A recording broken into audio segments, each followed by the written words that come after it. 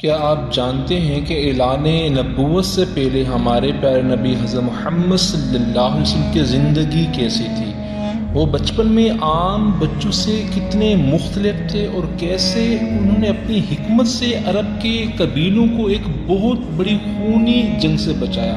آج کے ویڈیو میں ہم آپ کو لے کر چلیں گے تاریخ کے اس سنہرے دور میں جہاں آپ صلی اللہ علیہ وسلم کی امانت، دیانت اور پاکیزہ زندگی کے ایسے ایمان افروز واقعات ہیں جو آپ کا دل مو لیں گے۔ دادا کی وفات اور چچا کی محبت۔ جب ہمارے پیارے نبی صلی اللہ علیہ وسلم کی عمر مبارک صرف 8 سال ہوئی تو آپ صلی اللہ علیہ وسلم کے شفیق دادا عبد المطلب اس دنیا سے رخصت ہو گئے۔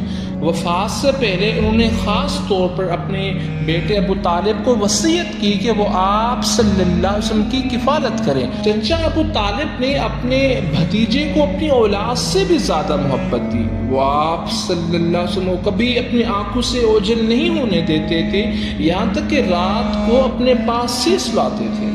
بچپن کی پاکیزگی اور غیب سے مدد۔ عرب کے باقی لڑکوں کے برعکس آپ صلی اللہ علیہ وسلم کا بچپن بہت ہی پاکیزہ گزرا۔ آپ صلی اللہ علیہ وسلم کو کھیل کود یا آوارہ پھرنے کا کوئی شوق نہیں تھا۔ ایک مرتبہ آپ صلی اللہ علیہ وسلم مجبور کیے گئے قریش کے نوجوانوں کے ساتھ شادی کی محفل میں جانے کے لیے جہاں ناچ گانا ہو رہا تھا۔ جیسے ہی آپ صلی اللہ علیہ وسلم وہاں پہنچے، اللہ تعالیٰ نے آپ پر ایسی گہری نیند طاری کر دی کہ آپ صبح ہی بیدار ہوئے۔ اس طرح اللہ نے آپ صلی اللہ علیہ وسلم کو اس ماحول سے محفوظ رکھا۔ جب قریش مکہ نے خانہ کعبہ کی تعمیر شروع کی تو آپ صلی اللہ علیہ وسلم بھی پتھر اٹھا کے لانے لگے۔ آپ کے چچا عباس رضی اللہ عنہ نے آپ کی تکلیف دے کر کہا، اپنا تہبند اتار کر کندھے پر رکھ لو تاکہ پتھر نہ چبھیں۔ جیسے ہی آپ صلی اللہ علیہ وسلم نے ایسا کرنا چاہا، آپ صلی اللہ علیہ وسلم کا حیا کا ایسا غلبہ ہوا کہ آپ صلی اللہ علیہ وسلم بے ہوش ہو کر گر پڑے اور ہوش آتے ہی اپنا بدن ڈھانپ لیا۔ شام کا پہلا سفر اور راہب کا واقعہ۔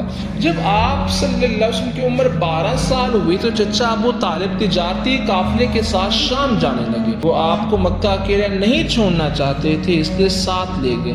جب یہ قافلہ بصرہ نامی جگہ پہنچا تو وہاں عیسائی راہب رہتا تھا۔ اس نے جیسے ہی آپ صلی اللہ علیہ وسلم کو دیکھا وہ پہچان گیا کہ آخر الزماں کے نبی ہیں۔ اس نے تورات اور انجیل کی نشانیاں دیکھ کر ابو طالب سے کہا، اپنے بھتیجے کو جلدی واپس لے جاؤ، اگر یہودیوں نے انہیں دیکھ لیا تو یہ ان کی جان کے دشمن بن جائیں گے۔ ابو طالب نے یہ سنتے ہی اپنا مال وہیں بیچا اور آپ صلی اللہ علیہ وسلم کو لے کر فوراً مکہ واپس آ گئے۔ عرب فجار اور حلف الفضول کا واقعہ۔ عرب کے قبائل بات بات پر لڑتے رہتے تو کاس کے میلے میں ایک معمولی بات پر قریش اور قبیلہ حوازن کے درمیان ایک خوفناک جنگ چھڑ گئی جس سے حرب فجار کہتے ہیں۔ آپ صلی اللہ علیہ وسلم کی عمر مبارک اس وقت 15 سال تھی۔ آپ صلی اللہ علیہ وسلم نے خود تو کسی پر تلوار نہیں اٹھائی لیکن اپنے چچاؤں کو دشمن کے تیر اٹھا کر دیتے تھے۔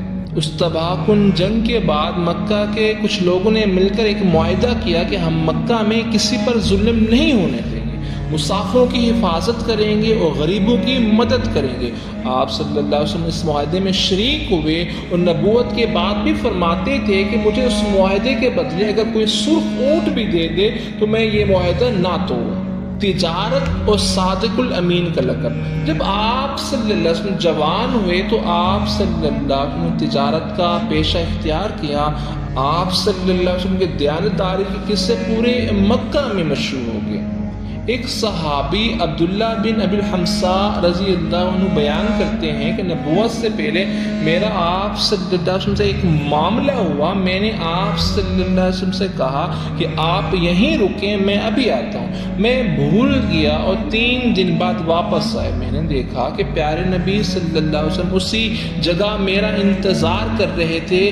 آپ صلی اللہ علیہ وسلم نے غصہ کرنے کی بجائے صرف اتنا کہا، تم نے مجھے تکلیف میں ڈالا، میں 3 دن سے یہاں تمہارا انتظار کر رہا ہوں۔ اسی صداقت کی وجہ سے پورا مکہ آپ صلی اللہ علیہ وسلم کو صادق الامین کہہ کر پکارتا تھا۔ حضرت خدیجہ رضی اللہ عنہا سے نکاح اور دوسرا سفر شام۔ مکہ کی ایک معزز اور مالدار خاتون حضرت خدیجہ رضی اللہ عنہا آپ صلی اللہ علیہ وسلم کی امانت داری سے اتنا متاثر ہوئیں کہ انہوں نے اپنا تجارتی مال لے کر آپ کو شام جانے کی پیشکش کی۔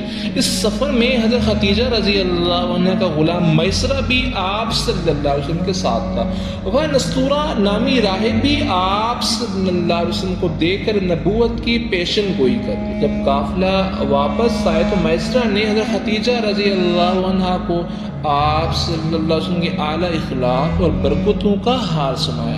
حضرت خدیجہ رضی اللہ عنہ نے آپ کو نکاح کا پیغام بھیجا۔ اس وقت آپ صلی اللہ علیہ وسلم کی عمر 25 سال اور حضرت خدیجہ رضی اللہ عنہ کی عمر 40 سال تھی۔ اس مبارک نکاح سے آپ صلی اللہ علیہ وسلم کے 3 بیٹے اور 4 بیٹیاں ہوئیں۔ حجر اسود کا فیصلہ مکہ کو تباہی سے بچایا۔ جب آپ صلی اللہ علیہ وسلم کی عمر 35 سال ہوئی تو مکہ میں سیلاب کی وجہ سے کعبہ کی دیواریں گر گئیں۔ قریش نے مل کر اسے دوبارہ تعمیر کیا، لیکن جب حجر اسود کو اس کی جگہ رکھنے کا وقت آیا تو قبیلوں میں جھگڑا ہو گیا اور بات تلواروں تک پہنچ گئی۔ انہوں نے طے کیا کہ کل صبح جو سب سے پہلے کعبہ میں داخل ہوگا وہی فیصلہ کرے گا۔ اگلے دن سب سے پہلے ہمارے پیارے نبی حضرت محمد صلی اللہ علیہ وسلم داخل ہوئے۔ سب پکار اٹھے، امین آ گئے، ہم ان کے فیصلے پر راضی ہیں۔ آپ صلی اللہ علیہ وسلم نے چادر منگوائی، حجر اسود کو اپنے ہاتھوں سے اس کے درمیان میں رکھا اور تمام قبائل کے سرداروں سے کہا کہ وہ چادر کے کونے کو پکڑ کر اسے اٹھائیں۔ جب چادر اوپر پہنچی تو آپ صلی اللہ علیہ وسلم نے اپنے مبارک ہاتھوں سے حجر اسود کو اس کی جگہ نصب کر دیا۔ اس طرح ایک بہت بڑی جنگ ٹل گئی۔ غریبوں کی کفالت اور حضرت زید رضی اللہ عنہ کی محبت۔ آپ صلی اللہ علیہ وسلم کا دل ہمیشہ دوسروں کے لیے دھڑکتا تھا۔ جب مکہ میں قحط پڑا تو آپ صلی اللہ علیہ وسلم نے اپنے چچا ابو طالب کا بوجھ ہلکا کرنے کے لیے ان کے بیٹے حضرت علی رضی اللہ عنہ کو اپنی کفالت میں لے لیا۔ حضرت خدیجہ رضی اللہ عنہا نے آپ صلی اللہ علیہ وسلم کو ایک غلام زید تحفے میں دیا۔ آپ صلی اللہ علیہ وسلم نے انہیں آزاد کر دیا۔ جب زید کے والد اور چچا انہیں لینے مکہ آئے تو آپ صلی اللہ علیہ وسلم نے زید کو اختیار دیا کہ وہ جانا چاہیں تو جا سکتے ہیں۔ حضرت زید رضی اللہ عنہ نے اپنے سگے باپ کی بجائے پیارے نبی صلی اللہ علیہ وسلم کے ساتھ رہنے کو ترجیح دی اور کہا کہ میں آپ صلی اللہ علیہ وسلم کو چھوڑ کر کہیں نہیں جا سکتا۔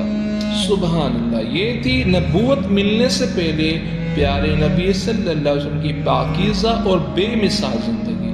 اسی لیے جب اللہ تعالیٰ نے انہیں نبوت سے سرفراز کیا تو مکہ کا کوئی شخص ان کے اخلاق پر انگلی نہیں اٹھا سکتا تھا۔